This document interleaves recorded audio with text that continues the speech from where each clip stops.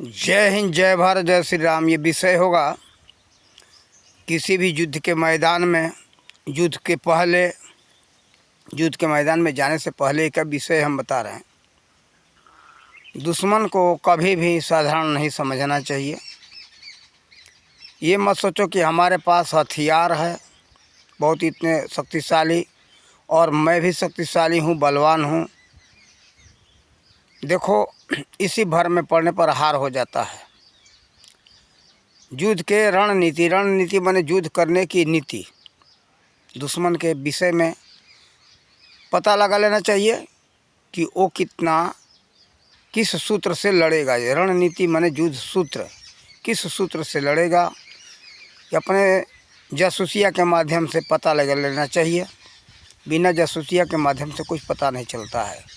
उसकी युद्ध नीति क्या है, उसके पास हथियार क्या है, उसके पास लड़ने वाले कितने हैं, हर विषय पर ध्यान रखना चाहिए। और हम तो उतने रणनीतिकार नहीं है, युद्ध विद्या का ज्ञान नहीं है, लेकिन थोड़ा सा अपने जो जानकारी के अनुसार है हम ये सावधानी कर रहे हैं। हमारे समाज में जो लोग ऐसे कार्य करते हैं, कहीं लड़ाई के मैदान में जाना होता है या जो लड़ने के लिए कभी तैयार होना है, इस विषय पर ध्यान रखें। तो देखो, ये जो है ऐसे करना चाहिए कि हर विषय का पता लगाना चाहिए कि उसकी तैयारी क्या क्या है, उसके पास कितने हथियार हैं और कैसे लड़ेगा, कितने उसके पास सैनिक हैं, कितने लड़ने वाले उसके तरफ से हैं। और ये भी पता लगाना चाहिए उसकी कमजोरी क्या है और उसको सोचो कि हम कैसे कमज़ोर कर सकते, तब जाकर के युद्ध में जीत सकते हो। अपने हथियार के बल पर या अपने शारीरिक बल पर किसी भी बल के अभिमान में होना उचित नहीं है। जो अभिमान में हुआ उसकी हार हुई, निश्चित हार हुई। इसलिए कभी भी मत ध्यान में ये रहो घमंड में कि हम बहुत बलवान हैं, हमारे पास सैनिक है, हमारे पास हथियार है, हम जीत जाएंगे। कभी भी नहीं, ऐसा मत सोचो, भरम में मत पड़ो। सदा हर समय तैयार रहो। देखो कई ऐसे ऐतिहासिक प्रमाण मिले हैं कि लोग हार गए। तो देखो, अभिमान में कभी नहीं होना चाहिए। कई प्रमाण मिले, रामायण से उदाहरण मिलता है, कई जगह से ऐसा उदाहरण मिलता है। लेकिन देखो, इसके विषय में जानना है तो पूरा चाणक्य नीति को देखो। चाणक्य ने हर जगह सावधान किया है, सतर्क किया है, कैसे हार जाने पर कैसे साहस करके आगे बढ़ना चाहिए। हारो लेकिन साहस मत करो। और एक बात ये, अपना जीवन को बचा के रखो ताकि हम बचे रहेंगे तो कई तरह से युद्ध लड़ कर के कभी भी जीत सकते हैं। और कभी भी अपना नीति किसी को बताना नहीं चाहिए। जो आपका जो मंत्री है, यानी आपका जो सहयोगी है, जो रण की बात बता रहे हैं, जो आपका सहयोगी है, सहयोगी के अलावा सहयोगी में भी बहुत ध्यान दे करके सतर्कता के साथ कहीं भी युद्ध करना चाहिए।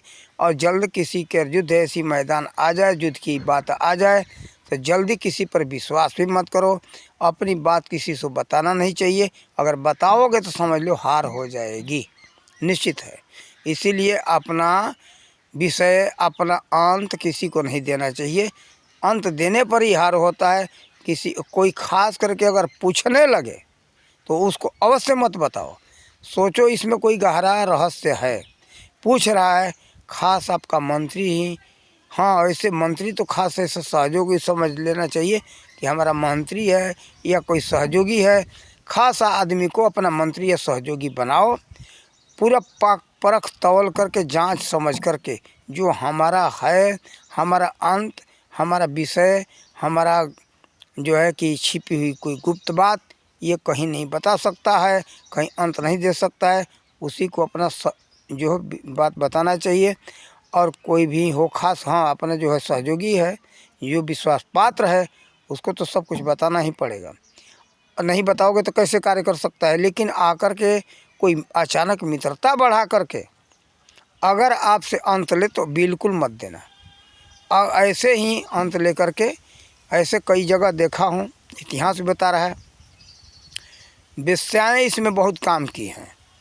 वो आपको प्रेम जाल में फंसा करके आपका दिल का अंत ले लेती हैं। वो तो आपको समझ में आ गया कि हमारा मित्र है, हमारा प्रेमी है, और प्रेम में अंधे होकर के लोग अपना राजा लोग अंत दे दिए तो उनकी हार हो गई। इसलिए कभी भी किसी स्त्री से ज़्यादा सावधान रहना चाहिए।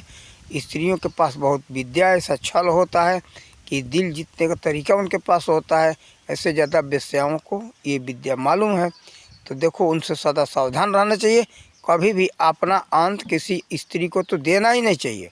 कोई भी स्त्री हो, अपनी ही स्त्री क्यों न हो, अपना स्त्री को भी अंत मत दो। हाँ, वैसा विश्वास पात्र है, अगर वैसी वीर बुद्धि की है, वीर अंगना है, यानी वीरों का अंग है, वीर है, तब जाकर के उसको अपना गुप्त रहस्य रण की नीति बतानी चाहिए। नहीं तो ऐसी बतानी नहीं चाहिए, और बताने पर हो जाता है, निश्चित है हार होता है। किसी कोई पुरुष हो, छिप करके आपका मित्र बन करके आए, अंत मांगे तो अंत नहीं देना चाहिए, गुप्त बात नहीं बताना चाहिए। और अपने मंत्री के साथ, अपने सहयोगी के साथ बात करो अपना गुप्त रहस्य, तो ऐसा ध्यान रखो कि हमारे आसपास तो कोई नहीं है। आसपास कोई रहे तो कभी बात मत करो। एकांत शांत निर्जन जगह में गुप्त बात ले जा करके अपने सहयोगी से, अपने मंत्री से रण बताना चाहिए। किसी को भी बात बताओ गुप्त तो दो के अलावा तीसरा कोई सुनाई नहीं पड़ना चाहिए। हमारी जितनी जानकारी थी हमने इस विषय में विचार रखा, और ऐसे ऐसे तो बहुत बड़ी ही सावधान रहना, ऐसे एक से बड़े बड़े ये नीतिकार हैं, उससे आपको इसके विषय में सीखना चाहिए, जानना चाहिए। कभी भी अपने धन पर, अपने बल पर, अपने हथियार के ऊपर कभी अभिमान नहीं करना चाहिए। अभिमान करने पर ही हार होता है। सदा सतर्क रहो, सतर्क होकर के उसके हिसाब से अपना मजबूत से मजबूत अपना सैन्य बल बनाओ, और बना करके शक्तिशाली बनो। जय हिंद, जय भारत, जय श्री राम।